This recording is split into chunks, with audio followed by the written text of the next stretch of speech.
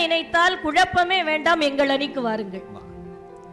மொத்தத்துல உங்கள் எண்ணத்தில் நேர்மையும் திண்மையும் இருந்தால் நீங்கள் எந்த சூழலிலும் எவருக்காகவும் எதற்காகவும் வளைந்து கொடுத்து போக வேண்டிய அவசியமே இல்லைங்க.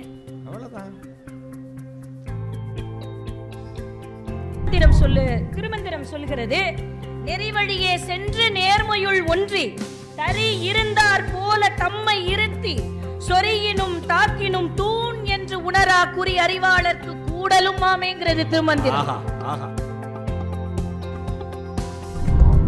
வளைந்து கொடுத்து போகிறவர்களை இந்த உலகம் மிக சுலபமாக தன்வசப்படுத்திக் கொள்ளும். ஆனால் ஒரு நேர்மையாளனை விலை கொடுத்து வாங்கும் அளவிற்கு இந்த உலகம் வசதி படைத்தது அல்ல என்பதை மனதில் வைத்துக் கொள்ளுங்கள். நம்ம நாமக்கல் தங்கம் கேன்சர் சென்டர்ல ரோபோட்டிக் மூலமா அதிநவீன புற்றுநோய் அறுவை சிகிச்சை செய்யறதுனால நம்ம கிட்னியை இழக்க வேண்டியதில்லை, கிட்னியும் பாதுகாப்பா இருக்கும். தங்கம் ஹாஸ்பிட்டல், நாமக்கல். வளர்த்த சோழர்களின் தலைநகரம், கன்னி தமிழ் மனம் வீசும் மாநகரம், பொன்னி நதியின் புகழ் பேசும் பொன்னகரம், அதுவே தஞ்சை எனும் நம் நகரம் என்று சொல்லி நல்ல நகைச்சுவைக்கும் நயம் பொருந்திய கருத்துகளுக்கும் சொந்தக்காரர் எங்கள் அன்பு அண்ணன் மதிப்பிற்குரிய நடுவர் அவர்களுக்கும். இப்படி பேசணும்டா நாகமுத்து பாண்டியன், வெறும் நடுவர் அவர்களேன்னு சொல்லிட்டு போயிட்ட. சாதாரணமாக நல்லா மன உளைச்சல் இருந்தேன் அரை மணி நேரமாக. இப்போ இந்த பொண்ணு பேசினோட தான் எனக்கு நிமிர்ந்து நிற்கிறேன் நான். அநியாயத்தை கண்டால் பொங்கி எழக்கூடிய எண்ணணி பேச்சாளருக்கும், ஆஹா, எது நடக்கிறதே என்று தெரியாமல் செல்ஃபி எடுத்து கொண்டிருக்கிற இந்த அணி பேச்சாளர்களுக்கும், அநியாயத்திற்கு வளைந்து கொடுத்து போகும் எதிரணி பேச்சாளர்களுக்கும், நெஞ்சை அள்ளும் தஞ்சை மாநகர மக்கள் அனைவருக்கும் இந்த மலைக்கோட்டை மாநகர மருத்துவரின் பணிவான வணக்கம். ஆஹா, மலைக்கோட்டை மாநகர மருத்துவரின் பணிவான வணக்கம். சார், மகிழ்ச்சியான வாழ்க்கை என்பது வளைந்து கொடுப்பதேங்கிற கருத்தை தஞ்சை மக்களே ஏத்துக்க மாட்டாங்க. அது ஏன் நீங்களே சொன்னீங்க, ஏன் தெரியுமா? ஏன்? எல்லளவு கூட அசைக்க முடியாத பிரம்மாண்டத்தை தந்த சரித்திர நாயகன் இன்றைக்கும் செங்கோல் ஏந்திய செம்மொழி சிகரமாக நிமிர்ந்து நிற்கிறாரே மாமன்னன் ராஜராஜ சோழன் பிறந்த மண்ணில நின்னுக்கிட்டு அதானே மகிழ்ச்சியான வாழ்க்கை வளைந்து கொடுப்பதுன்னு எப்படிங்க ஏத்துக்க முடியும்? அதற்கு நிமிர்ந்து நிற்கிற அந்த கோபுரம் சாட்சி, நீதி தவறாத என் மக்கள் சாட்சி. எதிரணியில பேசிட்டு போன அன்பு நண்பர் ரொம்ப அருமையா பேசினார். ஏதோ விட்டு கொடுப்பவர்கள் எல்லாம் கெட்டு போவதில்லை, நிமிர்ந்து நிற்பவர் எல்லாம் வாழ்க்கையில் வாழ்ந்ததாக சரித்திரமே இல்லை என்ற மாதிரி அள்ளி விட்டார். நேரா இருக்கிற மரத்தை வெட்டி போடுவாங்க. அவருக்கு வளைந்து கொடுப்பதேன்னு தலைப்பு கொடுத்ததாலேயே இல்லையோ, வந்ததுல இருந்தே பாக்குறேன் ஒரு சைடு வாங்கியே உட்கார்ந்துருக்கார். நாகமுத்து பாண்டியன், சைடு ஸ்டாண்ட் எடுத்துரு. எதிரணி பேச்சாளரே, நீங்கள் ஒன்றை புரிந்து கொள்ள வேண்டும். தஞ்சையில் தலையாட்டி பொம்மைக்கென்றே ஒரு தனி சிறப்பு இருக்கிறது என்பதற்காக மக்கள் நீங்கள் சொல்லும் எல்லா கருத்திற்கும் தலையாட்டி விட மாட்டார்கள் என்பதை நீங்க புரிஞ்சுக்கணும். சார், அவங்க சொன்ன வரது என்னன்னா, கால சூழலுக்கு தகுந்தாற் போல வளைந்து கொடுப்பது யதார்த்தம்ங்கிறாங்க. ஆமா, நாங்க என்ன சொல்றோம், நீங்கள் காலம் முழுவதும் வளைந்து கொடுத்து போனால் வாழ்க்கையில் பெரும் ஏமாற்றம். இவ்வளவுதான் வித்தியாசம். நீங்க கேட்கலாம், நெஞ்ச நிமிர்த்திட்டு நேர்மையா இருந்தா வாழ்ந்துட முடியுமா? வளைந்து கொடுத்து போகாம உங்க வாழ்க்கையை நகர்த்த முடியுமா? நான் சொல்கிறேன், நித்தம் நித்தம் நிமிர்ந்து நிற்கும் மனிதர்கள் நம்மை சுற்றிதான் இருக்கிறார்கள். நாம் தான் அதை கண்டுக்கிறதே இல்லை. யார் தெரியுமா? எல்லையில் நிற்கும் ராணுவ வீரன் வளைந்து கொடுப்பது இல்லை. அறம் போதிக்கும் ஆசான்கள் என்றும் வளைந்து கொடுப்பது இல்லை. மண்ணுயிர் காக்கும் மருத்துவர்கள் யாவரும் வளைந்து கொடுப்பது இல்லை. இலக்கை நோக்கி ஓடும் இளைஞன் வளைந்து கொடுப்பது இல்லை. கண்ணியம் போற்றும் காளையர் யாவரும் வளைந்து கொடுப்பது இல்லை. மாண்புகள் நிறைந்த மங்கையர் இங்கே வளைந்து கொடுப்பது இல்லை. மொத்தத்துல நித்தம் நித்தம் வளைந்து கொடுக்கும் மனிதர்கள் நாங்கள், வளையச் சொல்லி வாதாடும் எதிரணி நீங்கள். நான் கூறிய கருத்து உங்களுக்கும் பொருந்தும், சிந்தித்து பாருங்கள். சிந்திச்சு பாரு நாகமுத்து. சரியென நினைத்தால் குழப்பமே வேண்டாம், எங்கள் அணிக்கு வாருங்கள். மொத்தத்துல உங்கள் எண்ணத்தில் நேர்மையும் திண்மையும் இருந்தால் நீங்கள் எந்த சூழலிலும் எவருக்காகவும் எதற்காகவும் வளைந்து கொடுத்து போக வேண்டிய அவசியமே இல்லைங்க. அவ்வளவுதான். ஒரு என்னென்னலாம் நீ பேசுற நாகமுத்து, இந்த பொண்ணு பேசுறவங்க எனக்கு புரியுது. ஆறு வளைஞ்சு போகுமா, அப்புறம் ஆறு என்ன நேராவா போகும்? அதான் நேஷனல் ஹைவேவா அது? பைபாஸ் ரோடா போட்டிருக்காங்க. உங்கள் எண்ணம் தான் நீங்கள் யார் என்பதை முடிவு செய்ய வைக்கிறது. ஒரு 4 நாட்களுக்கு முன்னால் ஒரு செய்தியை பார்த்தேன், நீங்களும் பார்த்திருக்க வாய்ப்பு இருக்கு. சென்னையை சார்ந்த ஒரு நபர், அந்த அண்ணன் பேரு அந்தோணி. அவர் ஒரு தூய்மை பணியாளர். அருமை. அவர் தினசரி அவருடைய வேலையை பார்த்துட்டு இருக்கும் போது ஒரு நபர் அவர்கிட்ட வந்து ஒரு உதவி கேட்கிறார். தம்பி, என்னுடைய மகளினுடைய திருமணத்திற்காக சேர்த்து வைத்த ஒரு வைர நகை காணோம், அதோடைய மதிப்பு 5 லட்சம் இருக்கும், நீங்க எனக்காக அதை தேடி தர முடியுமான்னு கேட்கிறார். அவர் சரி சார், நான் என் சூப்பர்வைசர்கிட்ட கேட்டுட்டு நான் தேடுறாங்க. கிட்டத்தட்ட 2 மணி நேர தேடலுக்கு பிறகு அந்த நகை கிடைச்சிருது. உன்னை நல்லா புரிஞ்சுக்கணும், வாழ்க்கையில் சில சூழல்கள் நமக்கு நிச்சயம் வரும். அந்த தருணம் தான் நாம் யார் என்பதை நமக்கே அடையாளம் காட்டக்கூடிய தருணம். அந்த தருணம் அண்ணன் அந்தோணி கையில இப்ப இருக்கு. அவருக்கு 3 ஆப்ஷன் இருக்குங்க. ஒண்ணு, அவர் அந்த நகையை எடுத்திருந்திருக்கலாம். 2வது, கிடைச்ச நகையை கிடைக்கலன்னு சொல்லி மறைச்சிருந்திருக்கலாம். 3வது, கிடைச்ச நகையை கொடுத்துட்டு சார் 2 மணி நேரமா தேடி இருக்கேன், ஏதாவது பார்த்து பண்ணுங்க அப்படின்னு சொல்லி இருந்திருக்கலாம். ஆனா அவர் அந்த 3ஐயுமே சொல்லல. உரிமையாளர் நகையை வாங்கிட்டு போயிட்டாரு. இப்ப அவர்கிட்ட பேட்டி எடுக்கிறாங்க. அவர்கிட்ட என்ன கேள்வி கேட்கிறாங்க தெரியுமா? ஒரு மனுஷன் எப்படிங்க இருக்கணும், அந்தோணிக்கு இந்த வேலை என்பது எப்படிப்பட்டதுன்னு கேட்கிறாங்க. அவர் சொன்ன வார்த்தை இருக்குல்ல, நண்பர் சொன்னார் மரத்தின் கிளைகள் வளைந்து இருக்கிறது. அவர் சொன்ன பதில் எனக்கு எப்படி தெரியுமா இருந்தது?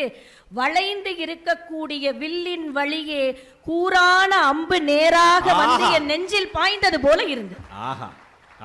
என்ன பதில் சொன்னார்? இப்ப பாக்குறான் பாயிண்ட்ஸ் எல்லாம் விட்டுட்டோமேனு. என்ன பதில் சொன்னார்? நான் எனக்கு உண்மையா இருக்கேன். 1, என் வேலையை நான் காதலிக்கிறேன். 2, 3வது, தினசரி 8 to 9 மணி நேரம் நான் கடுமையா உழைக்கிறேன். ஆக உண்மை, நேர்மை, உழைப்பு, இந்த 3மே என்னை சந்தோஷமா வச்சுக்குது. அப்படியும் நான் அந்த நகைக்கு ஆசைப்பட்டேன்னு வைங்களேன், அடுத்தவரின் கரங்களை எதிர்பார்த்து இருக்கிறவருக்கும் எனக்கும் என்ன வித்தியாசம் இருக்கிறதுன்னு கேட்டார். இன்னைக்கு தூய்மை பணியாளர் சாதாரண வேலை செய்யறவர், இங்க இருக்கிற அத்தனை பேரும் நல்லா ஞாபகம் வச்சுக்கோங்க, எளிய மனிதர்களிடம் மட்டும்தான் நேர்மை அதிகமாகவே இருக்கிறது. அதான் உண்மை. இதுல இருந்து நம்ம என்ன தெரிஞ்சுக்கிறோம்? 5000 கோடி ரூபாயில் பிரம்மாண்ட திருமணம் நடத்தி வைத்த தொழிலதிபர்களுக்கு இடையே வெறும் 5 லட்சம் ரூபாய்க்கு ஆசைப்படாத சில அந்தோணிகள் அங்கங்கே இருப்பதால் தான் இன்றைக்கும் இந்த உலகம் ஏதோ ஒரு நம்பிக்கையில் இயங்கிக் கொண்டிருக்கிறது. அட்டகாசம் சார், நினைத்ததை நினைத்தபடி ஈட்ட வேண்டும் என்றால் நிறைய பேர் கரங்களுக்கு ஊட்ட வேண்டும்ன்ற நிலை இன்னைக்கு இருக்குல்ல. நான் எதை பத்தி பேசுறேன் உங்க எல்லாருக்கும் தெரியும். கையூட்டு, லஞ்சம். உடனே நீங்க கேட்க கூடாது இந்தியன் 2 ஓட எஃபெக்டானு. இது ஒரு காமன் மேன் உடைய டிஃபெக்ட். அதாவது கையூட்டு வாங்குறவங்களுக்கும் கடமையை செய்பவர்களுக்குமான வித்தியாசம் என்ன தெரியுமா? என்ன? ஒரு 2 வரியில சொல்லிடுறேன், சொல்லுங்க. அதிகாரியிடம் வளைந்து கொடுத்தால் யூபிஐயில் பணம் மாற்றம். சரி. அந்த அதிகாரியே நிமிர்ந்து நின்றால் ஒவ்வொரு ஊருக்கு இடம் மாற்றம். இது யதார்த்தம். இப்ப இதுல என்ன வித்தியாசம்? பணம் மாற்றத்தால் பதவி கரைபடுகிறது, ஆனால் இடம் மாற்றத்தால் பண்பு மேம்படுகிறது. உண்மை என்ன தெரியுமா? வளைந்து கொடுத்து போகிறவர்களால் ஒரு தனி மனிதன் மட்டும்தான் மகிழ்ச்சியாக இருக்கிறான். ஆனால் நிமிர்ந்து நிற்கிற ஒரு அதிகாரி இடம் மாறினாலும் தன் இடத்தை சுற்றி இருக்கக்கூடிய அனைத்து மக்களுமே மகிழ்ச்சியாக இருக்காங்க சார். உண்மைதானே, உண்மை. இதைத்தான் திருமந்திரம் சொல்கிறது. நெறிவழியே சென்று நேர்மையுள் ஒன்றி தரி இருந்தார் போல தம்மை இருத்தி சொறியினும் தாக்கினும் தூண் என்று உணரா குறி அறிவாளர்க்கு கூடலும் மாமேங்கிறது திருமந்திரம். நம்மளுடைய எண்ணம் எப்படி தெரியுமா இருக்கணும்? ஒரு யானையை கட்டி இழுத்து நிற்கிறதே தூண், அந்த மாதிரி இருக்கணுமா. யானை இடித்தாலும் என்ன செஞ்சாலும் நம்மளுடைய எண்ணம் சிதறாமல் இருக்க வேண்டும். அவன் தான் வாழ்க்கையில மகிழ்ச்சியாக இருக்க முடியும் தோழர்களே. அருமை. இப்ப எதிரணியில இங்க வளைஞ்சு கொடுத்து போறவங்க எல்லாம் அதுக்கு ஒரு அர்த்தம் சொல்லுவாங்க. அனுசரிச்சு போறதுன்ற மாதிரியே பேசி நம்மளை ஏமாத்துவாங்க. ஆமா, அது ஒண்ணும் தப்பு இல்லைங்கிற மாதிரியே சொல்றது. ஆனா உண்மை அது இல்லைங்க. லஞ்சம் வாங்குறது தப்பும்மா, அவன் வாங்குறப்ப மட்டும் யாரும் வாங்கலேம்மா. லஞ்சம் கொடுக்கறது தப்பும்மா, அவன் கொடுக்கறப்ப மட்டும் கொடுக்காம நடக்குமாம்பா. மனுஷன் அதான் நான் ஒருத்தர் எழுதியிருந்தாரு, மனிதன் அவன் குற்றம் செய்கிற பொழுது வக்கீலாக மாறிவிடுகிறான், அடுத்தவர்கள் குற்றம் செய்கிற பொழுது நீதிபதியாக மாறிவிடுகிறான். அப்ப வளைந்து கொடுத்து போறதுங்கிறது அனுசரிச்சு போறது இல்லைங்க. என்னை பொறுத்தவரை வளைந்து கொடுத்து போறதுங்கிறது செய்யும் தவறை இயல்பாக்குவது. அதாவது எந்த இடத்துல ஒரு பொய் மெய்யாக சித்தரிக்கப்படுகிறதோ அந்த இடத்துல நேர்மையினுடைய தரம் குறைந்து போகிறது. இதை எப்படி நீங்க அவ்வளவு அழுத்தமா சொல்ல முடியும்னு கேட்கலாம். இப்ப உடைக்கிறேன் பாருங்க, ஒன்றும் இல்லை. நம்ம வீட்டில் உடைக்காது, நம்ம ஒரே மேடை தான். நம்ம வீட்டில் இருக்கிற இடம் தெரியாம இருந்துட்டு போயிடணும்டா அப்படின்னு சொல்றவங்க தான் வாட்ஸ்அப்ல நிமிர்ந்து நில் துணிந்து செல்னு ஸ்டேட்டஸ் வைக்கிறான். உண்மைதானே? உண்மைதான். மேற்பதவியில் இருக்கக்கூடிய அதிகாரி லஞ்சம் வாங்கிட்டு நெஞ்சம் உண்டு நேர்மை உண்டு ஓடு ராஜான்னு மொபைல் போன்ல ரிங்டோன் வைக்கிறார். அவர் கால் பண்றப்ப ஒருத்தன் கால் பண்ணியிருக்கான், தங்கச்சி சொன்னது கரெக்ட், நெஞ்சம் உண்டு நேர்மை உண்டு ஓடு ராஜா. ஹலோ சொல்லுங்க, பணம் எப்ப தரீங்க? என்னத்துக்கு? அதே மாதிரி வாழ்ற வீட்டுல என்ன சொன்னாலும் வளைஞ்சு கொடுத்து போயிடணுமான்னு சொல்ற அம்மா அப்பா தான் என் பொண்ணை நான் வெளிநாட்டுல படிக்க வச்சிருக்கேன், அவள் புதுமை பெண், அவள் யாரை நம்பியும் வாழ வேண்டிய அவசியம் இல்லைன்னு சொந்தக்காரங்கிட்ட பெருமையா பேசுறாங்க. அது மட்டுமா, தேர்தல் வருகிற முன்னாடி வரைக்கும் நம்ம ஓட்டு வீட்டில் இருக்கோமா, குடிசை வீட்டில் இருக்கோமா, சிமெண்ட் வீட்டில் இருக்கோமான்னு தெரியாத அரசியல்வாதி தேர்தல் வந்த பிறகு நான் உங்கள் வீட்டு பிள்ளைன்னு வசனம் பேசுறார். அப்ப அவங்கள சொன்னா இவங்களையும் சொல்லணும்ல. ஓட்டுக்கு பணம் வாங்கும் மனிதர்கள் தான் ஓட்டையும் போட்டுட்டு ஒரு விரலை புகைப்படம் எடுத்து கடமையை செய்தேன் வாய்மையே வெல்லும்னு போட்டோ போடுறான். 5000 ஒன்லிங்கிறான் கீழே. அப்போ இந்த பொய்களுக்குள் எல்லாம் மறைந்திருக்கிற அந்த உண்மை என்ன நான் சொல்லணும்ல. அதுதான் பொய் மெய்யாக சித்தரிக்கப்படுவது. என்ன தெரியுமா உண்மை? வாழ்க்கையில் வளைந்து கொடுத்து வாழும் மனிதர்களின் உடைய மறைமுகமான ஆசை கூட இந்த உலகத்திற்கு முன்னால் தான் ஒரு நேர்மையாளன் என்று காட்டிக்கொள்ள நினைப்பதுதான். அவன் நேர்மையா இல்ல, ஆனா நேர்மையா இருக்கேன்னு காமிச்சுக்கிறதுல தான் அவனுக்கு மகிழ்ச்சி. அப்ப நேர்மையா இருக்கிறதான மகிழ்ச்சி. சொன்னது அந்த பெண், பதில் சொல்லுமா இந்த பெண்? பெண்ணு தான். ஒரு உண்மை என்ன தெரியுமா சார்? வளைந்து கொடுப்பவர்கள் ஏளனங்களை சந்திப்பது இல்லை, வளைந்து கொடுப்பவர்கள் துரோகங்களை சந்திப்பது இல்லை. அருமடா அருமை. வளைந்து கொடுப்பவர்கள் அவமானங்களுக்கு ஆளாக்கப்படுவது இல்லை. இருந்தாலும் நேர்மையா இருப்பதுல தான், நிமிர்ந்து நிற்பதுல தான் மகிழ்ச்சின்னு ஏன் தெரியுமா சொல்றோம்? ஒரு சின்ன கதை சொல்றேன் பாருங்க. ஒரு 2 நண்பர்கள் இருக்காங்க. அவங்க 35 வருஷத்துக்கு அப்புறம் சந்திச்சுக்கிறாங்க, ரொம்ப நெருங்கிய நண்பர்கள். அதுல ஒருத்தவர் மிகப்பெரிய பணக்காரர் ஆயிட்டார். நெருங்கிய நண்பர்கள் 35 வருஷம் முன்னாடி சம்பாதிச்சாங்க. உண்மை கதை அதான். அதுல ஒருத்தவர் மிகப்பெரிய பணக்காரர் ஆயிட்டார், இன்னொருத்தவர் இருப்பதை வைத்து வாழக்கூடிய ஒரு நடுத்தர வர்க்கத்தை சார்ந்தவர். சரி. இப்ப இவங்க 2 பேரும் பேசிக்கிறாங்க. இந்த பணக்கார நண்பர் கேட்கிறார், உன்னை ரொம்ப நாளுக்கு அப்புறம் சந்திச்சிருக்கேன்டா, எப்படி போது வாழ்க்கை, குடும்பத்தை பத்தி சொல்லு. அப்ப அவர் சொல்றார், நேர்மையான முறையில சம்பாதிச்சு வாங்கின ஒரு வீடு, முதல் சம்பளத்துல வாங்கின அதே வண்டி, இன்றைக்கும் எனக்காகவும் என் குடும்பத்திற்காகவும் ஓடி உழைக்கிற மனைவி, படித்து சுயமாக முன்னேறிய 2 குழந்தைகள், அவ்வளவுதான். இப்ப இவர் அவர்கிட்ட கேட்கிறார், நீ சொல்லு உன்னைய பத்தி. அவர் சொல்றார், என்கிட்ட என்னடா இல்ல, அன்னைக்கு சைக்கிள்ல போனேன், இன்னைக்கு ஆடி கார்ல வரேன், பட்டன் போன் வச்சிருந்தேன், இன்னைக்கு ஐபோன் வச்சிருக்கேன், என்கிட்ட என்ன இல்லை, எல்லாமே இருக்கு அப்படின்னு ரொம்ப பெருமிதமா பேசிக்கிறார். அப்ப அவர் கேட்கிறார், சரி உன்னுடைய மனைவி குழந்தைகளை பத்தி சொல்லு. அவர் சொல்றார், என் குழந்தைகள் வெளிநாட்டுல இருக்காங்க, என்னுடைய மனைவி 10 வருஷம் முன்னாடியே பிரிஞ்சு போயிட்டாங்க அப்படின்றார். இப்படி இந்த உரையாடல் தொடர்ந்துகிட்டே இருக்கும் போது அந்த பணக்கார நண்பருக்கு ஒரு கேள்வி எழுது.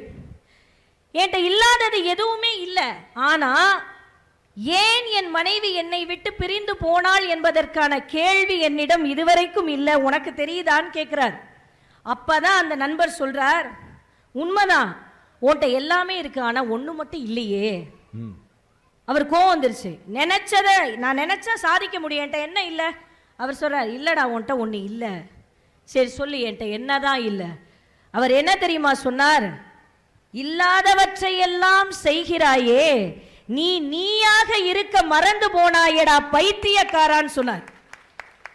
நீ நீயா இல்ல, எவன் ஒருவன் தன்னை மறந்து ஆசைகளுக்காகவும் தேவைகளுக்காகவும் வளைந்து கொடுத்து போகிறானோ, ஆசைகளுக்காகவும் தேவைகளுக்காகவும் வளைந்து கொடுத்து போகிறானோ, இருப்பதை விட்டு இல்லாத ஒன்றிற்காக தன்னை மாற்றிக் கொள்கிறானோ, அவனுக்கு உறவுகள் மட்டும் இல்லைங்க, உங்களுக்கே ஒரு கட்டத்தில் உங்களை பிடிக்காம போயிடும்.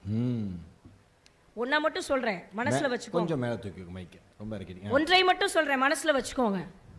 வளைந்து கொடுத்து போகிறவர்களை இந்த உலகம் மிக சுலபமாக தன்வசப்படுத்தி கொள்ளும். ஆனால் ஒரு நேர்மையாளனை விலை கொடுத்து வாங்கும் அளவிற்கு இந்த உலகம் வசதி படைத்தது அல்ல. அட்டகாசம், அட்டகாசம் என்பதை மனதில் வைத்துக் கொள்ளுங்கள். ஒரு நேர்மையாளனை விலை கொடுத்து வாங்குகிற அளவிற்கு இந்த உலகம் வசதியானதல்ல. அருமையான வார்த்தை. நண்பர் பாரதியை பற்றி பேசினார். ஆமா, சும்மா தெரியாம பேசிட்டான், மன்னிச்சிருமா. அவனே மெசேஜ்ல உனக்கு அனுப்பிச்சுக்கிட்டு இருக்கான், சாரி இனிமேல் இப்படி பேச மாட்டேன், என்னை மன்னித்து விடு சார். நிறைய பேர் சொல்றது உண்டு, கணவன் மனைவிக்குள்ள வளைந்து போலேனா குடும்பம் நிலைச்சிருக்காதுங்க அப்படின்னு சொல்றார். பாரதியை அனைவருக்கும் பிடிப்பதற்கான காரணம் என்ன தெரியுமா? உள்ளொன்று வைத்து புறமொன்று பேச தெரியாத கவிஞன் பாரதி. இன்னைக்கு கூட தன்னுடைய அன்பை பகிர மறுக்கிற கணவன் மனைவிக்கு இடையே 100 வருஷத்துக்கு முன்னாடியே ஒருத்தவன் நின்னை சரணடைந்தேன் கண்ணம்மான்னு எழுதினவன் பாரதி. உன்கிட்ட சரண்டர் ஆயிட்டமா, நானு உன்கிட்ட சரண்டர் ஆயிட்டேன். அது மட்டும் இல்ல, பாரதியை மட்டுமா சரண்டர் ஆனா? எல்லா ஆண்களுக்கும் அதே நிலைமை தான். அது மட்டும் இல்ல, பெண்களின் உடைய சுபாவங்களை பற்றிய பேசிய கவிஞர்களுக்கு நடுவே பெண்களின் உடைய சுயத்தை பற்றியும் சுதந்திரத்தை பற்றியும் பேசியவர் பாரதி. பாரதி என்ன தெரியுமா சொல்றார்? ரொம்ப சுருக்கமா சொல்லிடுறேன். கணவன் மனைவிக்கு இடையேயான உறவில் வெளிப்படை தன்மையும் சுயத்தை மதிக்கக்கூடிய பண்பும் இருந்து விட்டால் அந்த குடும்பம் வளைந்து போகாதுங்க. சேகுவாராவின் உடைய ஒரு வரிகளை சொல்றேன், ரொம்ப நெஞ்சை தொட்ட வரிகள். என்ன தெரியுமா?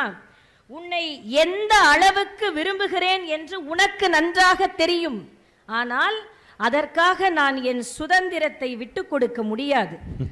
அப்படி தந்துவிட்டால் நான் நானாகவே இருக்க முடியாது. கடைசியில ஒன்னு சொல்றாரு பாருங்க, இந்த உலகத்தில் உன்னை விட முக்கியமான ஒருத்தர் எனக்கு இருக்கிறார், அது வேற யாரும் இல்லை, நான் தான். சேகுவாராவினுடைய வரிகள். நானாக இருப்பவர்கள் இன்னைக்கு இப்ப கைத்தட்டி இருப்பீங்க. நாம இருக்கிறது மாதிரி ஒரு உச்சபட்ச மகிழ்ச்சி எதுவுமே இல்லைங்க. அண்ணா, இது ஒன்ன மட்டும் சொல்லிட்டு விடைபெறேன். சரிமா. ஒரு மனுஷன் எதை மகிழ்ச்சின்னு நினைக்கிறாங்கிறத ரொம்ப சிம்பிளா ஒரு வாட்ஸ்அப் இன்ஸ்டாகிராம் ப்ரொஃபைல வச்சு கண்டுபிடிச்சிடலாங்க. எப்படி? இப்ப சில பேர் நீங்க பார்த்திருப்பீங்க, iPhone holder, Royal Enfield lover, Audi owner அப்படிலாம் சொல்லியிருப்பான். ஆமா. உடனே நீ கேட்க கூடாது உனக்கு என்ன வைத்திருச்சேன்னு. அப்படி கிடையாது. அப்போ உயிரற்ற பொருள்களின் மீதான ஆசை தான் அவங்களுக்கு மகிழ்ச்சி. ஆனா நான் ஒரு முக்கியமான நபரினுடைய ப்ரொஃபைல இருந்த ஒரு வாசகம் படித்தேன். சரி. அந்த வாசகம் என்னை மிகவும் தாக்கிய ஒரு வாசகம். என்ன தெரியுமா அந்த வாசகம்? பெற்றோர்களின் ஆசி பெற்ற வாழ்க்கை மட்டும்தான் வாழ்க்கை என்ற வாசகம். அந்த நபர் யார் தெரியுமா? இங்கே அமர்ந்திருக்கிறாரே நடுவர், அன்பு அண்ணன் மகேஷ் அண்ணன் அவர்களினுடைய ப்ரொஃபைலில் இருந்த வாசகம். அருமையான பேச்சு. என்ன பாயிண்ட் அப்படி? ஏங்க, இந்த பேச்சினுடைய சாராம்சமே அதாங்க.